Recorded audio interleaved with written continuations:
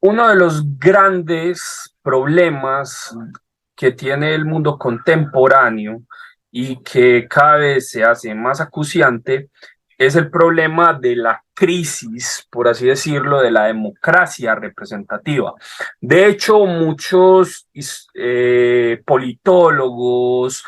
filósofos, historiadores y en general pensadores occidentales han señalado este proceso, digámoslo así, de desgaste de la democracia en Occidente. Y el ascenso, por así decirlo, de los populismos, o sea, del fantasma del populismo en las democracias y en los países de altos ingresos, algo que se creía que había sido eliminado por el paso de la historia. Sobre todo porque gran parte, digamos, de toda la politología actual, especialmente después de la caída de la Unión Soviética hasta ahora, se había construido sobre la tesis de el fin de la historia, es decir, del hecho de que se había acabado la evolución ideológica de la humanidad. El comunismo como última gran ideología procedente de la Ilustración había fracasado y la única ideología y sistema, tanto político como económico, se habían mantenido por un lado, las democracias representativas liberales, por un lado, y el sistema económico capitalista, derrotando a las democracias populares soviéticas y sus sistemas de economía planificada que habían sido, digamos, desbaratados por la implosión misma de la Unión Soviética. Ante este hecho, muchos pensadores, como por ejemplo Martin Wolf, uno de los gurús, grandes gurús del Financial Times y un abierto keynesiano, por ejemplo, ha escrito su último libro titulado La crisis de las democracias capitalistas o del capitalismo democrático. En ese libro, por ejemplo, Wolf, haciéndose eco, por ejemplo, también de Fukuyama, que hace poco publicó varios libros acerca de la identidad, por ejemplo, Identity, que fue uno de los últimos libros que publicó Fukuyama. Todos estos pensadores y grandes, digamos, cabezas de los grandes diarios económicos, financieros y políticos actuales hablan o han empezado a hablar de la crisis de esta democracia, especialmente del matrimonio que se había construido, digamos, alrededor según ellos, varios siglos, entre, por un lado, el capitalismo como sistema productivo por un lado, y la democracia representativa, es decir, aquel sistema a través del cual se delega el poder por medio de votaciones a una serie de candidatos para que estos a través de el Parlamento o la acción ejecutiva lleven a cabo la creación de leyes, propuestas y realicen toda una cantidad, por así decirlo, de trabajos dirigidos hacia el mantenimiento de la sociedad, representando precisamente con su elección, con los votos, la encarnación, digamos, de sus propuestas. Por supuesto, todos estos autores llegan a un problema recordando, por ejemplo, a Karl Polanyi, quien en su libro La Gran Transformación, un libro escrito por cierto, en 1930, que aparece paralelamente al Camino de la Servidumbre de Hayek, pero que ofrece pero que ambos libros ofrecen, debido a sus dos autores, propuestas completamente diferentes. Hayek, por supuesto, es el padre del neoliberalismo y detesta cualquier forma, digámoslo así, de economía planificada, pero Polanyi, que venía de la vieja socialdemocracia alemana, siendo un húngaro, él mismo dice en el libro de la Gran Transformación que ha llegado el momento en donde las personas no serán capaces de soportar la existencia de un mercado realmente libre, porque la economía, digámoslo así, sacada del núcleo de la sociedad y convertida en una esfera de autonomía, terminaría destruyendo por completo los vínculos sociales y causando graves crisis políticas y financieras. Polanyi, cuando escribía estas líneas, obviamente estaba refiriéndose a la Europa después de la Primera Guerra Mundial, que estaba conociendo el ascenso tanto de las mareas pardas, es decir, fascistas y nazis, como de las mareas rojas, es decir, comunistas, que hicieron colapsar, por así decirlo, todos los sistemas democráticos, representativos y liberales en Europa del Este e incluso en Europa Occidental. Esto es algo que muchas veces se olvida, pues nosotros tendemos a pensar que la democracia, y así lo entienden, por ejemplo, los grandes pensadores de las democracias actuales, eh, eh, como lo son Fukuyama o lo son, por ejemplo, el mismo Michael Wolff, tienden a considerar y a crear, pues y a creer en el mito de que la democracia y el capitalismo son dos sistemas o pares de opuestos complementarios que se han unido de forma sistemática, lo cual es falso. Originalmente, el capitalismo y el surgimiento, digamos, de las democracias liberales no tuvo nada que ver, por supuesto, pues, o sea, no de las democracias, sino del liberalismo, no tuvo nada que ver, por supuesto, con el origen, digamos, democrático de esas instituciones. Originalmente, el liberalismo surgió como una doctrina de los pensadores ilustrados que alababan en un primer momento a los despotismos, claro, ilustrados del siglo XVIII. Tales eran, por ejemplo, las ideas de Voltaire, de Diderot, de D'Alembert, que no tenían absolutamente nada de democráticas. Sino que creían precisamente en el poder, o sea, en el poder desnudo, como una forma de crear una sociedad organizada, todo para el pueblo, pero sin el pueblo, que era el dicho, por ejemplo, de ese entonces. Por supuesto, el capitalismo tampoco surgió como un sistema democrático, sino que surge precisamente de la expropiación, por así decirlo, de las tierras comunales y de todas aquellas, digamos, derechos comunes que tenían, por ejemplo, los pueblos europeos y del resto del mundo antes de la llegada de la propiedad privada y de la sacralización de la propiedad privada pues en el siglo XVIII y siglo XIX. Este proceso, por así decirlo, de destrucción de las identidades comunales a partir del siglo XVIII y XIX, a partir de la creación del individualismo, pues del individuo egoísta, es decir, del burgués como individuo egoísta que produce y organiza el mundo y el terreno a través de su interés privado y de sus propias ganancias como medio para obtener la cantidad necesaria de productos para la producción del sistema capitalista, es, por supuesto, el origen, por así decirlo, de todo este proceso actual. Sin embargo, digámoslo así, muchos sociólogos, sobre todo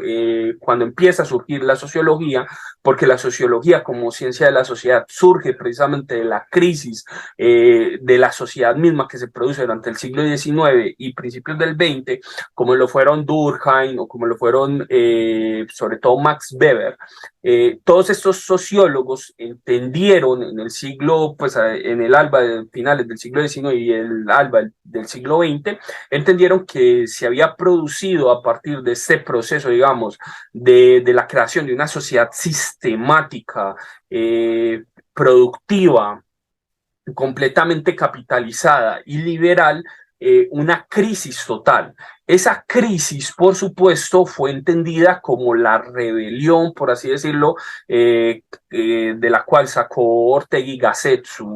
el famoso título de su libro, La rebelión de las masas, es decir, de todas esas masas que tanto de izquierda como de derecha golpeaban al sistema liberal parlamentario que se escudaba como una forma, digámoslo así, de detener el avance de los derechos comunes y sociales que se habían creado a partir del triunfo de las sociedades capitalistas modernas. Por supuesto, esto lo entendían los sociólogos antiguos. Los sociólogos actuales y los economistas actuales creen en el mito de que siempre ha existido un matrimonio entre el capitalismo y la democracia, lo cual no era así. El capitalismo y el liberalismo del siglo XIX, junto con el parlamentarismo, eran totalmente antidemocráticos. Lo fueron siempre. La única forma en que eso se solucionó fue que después de la Segunda Guerra Mundial, los liberales empezaron a aceptar gran parte de las tesis de los diferentes socialismos, tanto de izquierda como de derecha, que planteaban el regreso hacia formas de democracia más directa que pudieran, por supuesto, permitir, por ejemplo, la libre asociación de los productores, de ahí nacen los sindicatos, o en su defecto, por ejemplo, la formación, por así decirlo, de votaciones directas para entrar partidos en los parlamentos, que ese es también, por supuesto, el origen de los partidos políticos. Los partidos políticos surgen precisamente como un modo para canalizar todas estas mareas revolucionarias que estaban destruyendo a los estados burgueses, a los estados capitalistas en el siglo XIX, como un medio para detener ese ascenso, por así decirlo, de las crisis sociales que se estaban viviendo. Por supuesto, las tesis de Polanyi siguen siendo actuales porque precisamente nosotros estamos volviendo a ver una crisis actual de la democracia representativa, es decir, aquella democracia donde las personas votan para sostener a unos representantes. En todas partes del mundo occidental y sobre todo teniendo en cuenta que ha sido el modelo democrático occidental el que se ha decidido aplicar en todos los países del mundo después de la caída de la Unión Soviética y que ha llenado, por así decirlo, como decía Samuel Huntington, en la tercera ola de la democracia, ha creado democracias seriales, en masa, en todos los países del mundo, incluyendo, por ejemplo, los antiguos países soviéticos, del bloque exsoviético, que copiaron acríticamente los modelos occidentales democráticos llevados a cabo, pues, exportados desde Estados Unidos. Hoy en día nosotros estamos viendo precisamente una nueva ola de descontento contra estos sistemas democráticos, porque hoy, precisamente como señalan los nuevos autores como Fukuyama y Michael Wolff, estamos ante una disyuntiva. Hay gente, por ejemplo, que quiere capitalismo, sí, pero capitalismo sin democracia. Y por otro lado, están surgiendo movimientos que quieren democracia, sí, pero no quieren el capitalismo. Y ante esto, precisamente, llegamos al problema y pues al problema real, que es el ascenso de los movimientos populistas, el populismo, o sea, los movimientos populistas que hoy en día están golpeando a las democracias pues no solamente a las democracias periféricas de los países del tercer mundo, que debido a la debilidad, entre comillas, de sus propias instituciones, como las llaman los grandes sistemas de gobierno mundial, se ven constantemente en crisis, sino que incluso las democracias del centro, es decir, del núcleo del sistema capitalista, están sufriendo ese fenómeno. El fenómeno de las luchas, por ejemplo, populistas, tanto en Estados Unidos, como en Italia, como en España, como en Francia, como en Alemania incluso, o Reino Unido, han tomado por asalto precisamente a las sociedades modernas, o sea, han tomado por asalto a las sociedades modernas, cancelando así el supuesto final de la historia, del cual muy pronto muchos de los importantes pensadores de las academias anglosajonas llegaron a celebrar en algún momento. La crisis de la democracia representativa, por supuesto, se da precisamente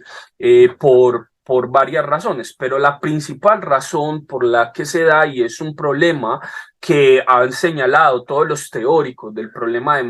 democrático, desde Rousseau, pasando por Marx, hasta llegar, por ejemplo, a las diferentes críticas que se realizaron en el siglo XX por parte de autores como Carl Schmitt y Ernst Jünger, tiene que ver precisamente porque las democracias representativas son el traslado al mundo de la política de la diferenciación entre los derechos del hombre y del ciudadano. Es decir, recordemos que cuando sucede la Revolución Francesa, la constitución que impone la Revolución Francesa tiene esta disyuntiva, tiene la disyuntiva entre el hombre, por un lado los derechos del hombre y los derechos del ciudadano. Lo que ha hecho progresivamente el pensamiento liberal burgués ha sido eliminar poco a poco los derechos del ciudadano para quedar únicamente los derechos del hombre. Marx, por ejemplo, en su libro de la cuestión judía, retomando las tesis de Rousseau, que había expuesto este problema en el contrato social, pero también en sus obras literarias, como el Emilio o los programas políticos, pues o las constituciones que había hecho Rousseau para Córcega y Polonia, da en el clavo en este asunto, especialmente porque la crítica de Rousseau, que luego va a ser la crítica de Marx, y por lo tanto va a ser la crítica que luego van a desarrollar varios autores alemanes como Carl Schmitt y Ernst Jünger, tiene que ver con el hecho de que el hombre es el individuo privado, egoísta, que se considera como el burgués cosmopolita que no tiene absolutamente patria, que puede mover sus negocios libremente a través del globo y que únicamente va a aquellos lugares donde él puede ejercer libremente su actividad económica. En cambio, el ciudadano sería aquel elemento humano abstracto que que basaría sus principios en la defensa de unas relaciones sociales, políticas, heredadas a través del tiempo, y que además de eso sería aquel que participa activamente en la construcción de la comunidad. Es el hombre de las costumbres, de las mores, es decir, de la moral entendida como elemento particular de la sociedad. El burgués es el hombre de la ética, el hombre universal, el hombre cosmopolita. Y en este sentido, ambos elementos se contraponen el uno al otro. Alrededor del tiempo, alrededor de los procesos, digamos, históricos, obviamente los derechos del ciudadano, o sea, que ya estaban inscritos dentro de la Constitución, de la Convención, de la Constitución francesa de 1789, fueron eliminados, y hoy en día nosotros solo conocemos los derechos del hombre, es decir, de ese hombre que se entiende como individuo burgués, egoísta y cosmopolita. Esa disyuntiva entre el hombre privado, por así decirlo, que es el hombre burgués, que solo se preocupa por sus negocios y por sus ganancias, y el hombre público, es decir, el ciudadano que tiene como, pues, o sea, por principio la defensa de su patria, se ha convertido poco a poco en esa escisión, digamos, fatídica, que ha ido destruyendo poco a poco las sociedades burguesas modernas o las sociedades actuales que enfrentan estos peligros. Por supuesto, esta tesis, digámoslo así, llevó por cierto, a ciertos pensadores como Carl Smith a formular precisamente la existencia de democracias no liberales, es decir, de democracias que pudieran funcionar, pero que no tuvieran absolutamente nada de liberales. Y ahí hay un punto importante porque estas democracias no liberales serían, por supuesto, democracias directas, es decir, democracias en donde la ley y los individuos deciden en conjunto cuáles son las leyes que se entregan los unos a los otros en una comunidad, votando y realizando, por ejemplo, formas completas de ejercicio del dominio público. Por supuesto, todo esto nos recuerda, digámoslo así, también a las constantes luchas en el siglo XIX que hablaban de esa libertad de los antiguos, es decir, de la democracia directa sometida a procesos, por así decirlo, de voto e incluso de elecciones por sorteo, como eran las antiguas democracias, la antigua democracia ateniense o las democracias griegas, frente a las democracias representativas que se consideraba que eran formas derivadas de procesos corporativos nacidos precisamente de la Edad Media y del cristianismo. Toda esta división, por supuesto, se ha mantenido hasta el día de hoy. De hecho, no resulta gratuito que precisamente estas dos formas de democracia, la democracia representativa, esa democracia que se basa sobre el libre egoísmo de los individuos, sobre el imperio de la ley y el Estado como apenas un patrón que debe ser que debe disminuir su tamaño lo máximo posible para permitir la libre circulación, por así decirlo, de los individuos que realizan sus acciones y que solamente interviene, digámoslo así, en pleitos jurídicos cuando se requiere, por ejemplo, la acción de un tercero para mantener a los individuos contentos precisamente por el imperio de la ley que impone, frente a las democracias directas que se considera que son democracias comunales, donde todos los miembros participan y que tienen una tradición, por así decirlo, basada en las continuidades, en las herencias culturales, históricas y sociales que han tenido las generaciones a lo largo de una sucesión de tiempo que se puede rastrear, por ejemplo, hasta incluso el olvido, hasta el origen incluso mítico de los mismos pueblos. Por supuesto, estas dos democracias hoy en día se están enfrentando nuevamente. No por nada, los grandes teóricos, por así decirlo, de los movimientos populistas actuales, como lo son Alain de Benoit o pues desde la derecha y, y Alexander Dugin, desde la cuarta teoría política, han puesto el dedo en la llaga, recuperando precisamente estas formas de democracias directas en contra de las democracias representativas e indirectas que actualmente gobiernan. No por nada, esta nueva ola de protesta que estamos viviendo en todos los países del mundo, sea Colombia como en Francia, no por nada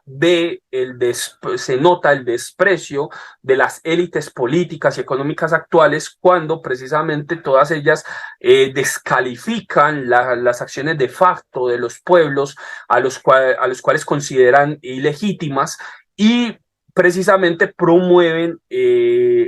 la supuesta libertad buena de aquellos que votaron por poner a sus propios representantes. Estas ideas, por supuesto, de decir que la democracia no se resuelve en la calle, o sea, que la política no es un asunto de la calle, no es un asunto público, sino que es un asunto del Senado y que deben ser los senadores aquellos que dimitan por los representados todos los pleitos que se están viendo. Por supuesto, ha llegado un punto donde nosotros estamos conociendo envejecimiento, por así decirlo, un envejecimiento y una crisis general del sistema representativo actual. Todo esto nos lleva directamente, por ejemplo, a las declaraciones del mismo Macron o a las declaraciones que han hecho muchos parlamentarios colombianos precisamente atacando las marchas como manifestaciones populistas, las protestas sociales como manifestaciones populistas que no permiten el libre ejercicio de los legisladores que sentados en sus tronos de oro pretenden darle leyes a todo el mundo. Todo esto nos recuerda a cómo en el contrato social Rousseau decía irónicamente que aquel que todo pueblo que se da representantes a sí mismo merece la esclavitud que se le impone. Y él hacía referencia con esto a precisamente la democracia representativa inglesa, donde cada 4 años las personas salían a votar y luego de que votaban se les ponían de nuevo las cadenas que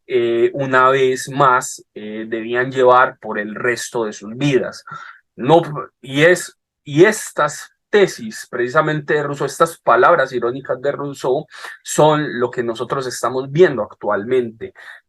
con respecto a la crisis de la democracia representativa. Por supuesto, los teóricos del populismo, tanto de izquierda como Chantal Mouffe, pues con el populismo de izquierda representado por Chantal Mouffe, como el populismo de derecha representado por Alain de Benoit, han puesto de nuevo de relieve esta dimensión de la crisis democrática como precisamente una crisis en donde el sistema económico y el sistema social y político actual están viviendo una gran convulsión social, pues una gran convulsión que quizás nos lleve en el futuro a una posible desestabilización total de las democracias tal y como nosotros la conocemos, especialmente porque la destrucción, por así decirlo, de las democracias modernas en el núcleo del sistema, tanto en América septentrional como en Europa, se expandirá por el resto del continente. Nosotros lo vemos, pues, o sea, por el resto del mundo. Nosotros lo estamos viendo ahora con la quiebra de los bancos centrales, con la quiebra nuevamente del capitalismo financiero que ha vuelto a caer una vez más en todos sus antiguos errores, pero también lo vemos con la quiebra que se está manifestando del sistema representativo actual. Como dice Michael Wolff en su libro La crisis del capitalismo democrático, si desaparece en Estados Unidos la democracia, o sea, el capitalismo democrático tal y como nosotros lo hemos conocido hasta ahora, ¿qué podemos esperar del resto del mundo? Esta pregunta, por supuesto, tendrá que ser respondida no por nosotros, sino por la historia misma y el futuro que nos aguarda.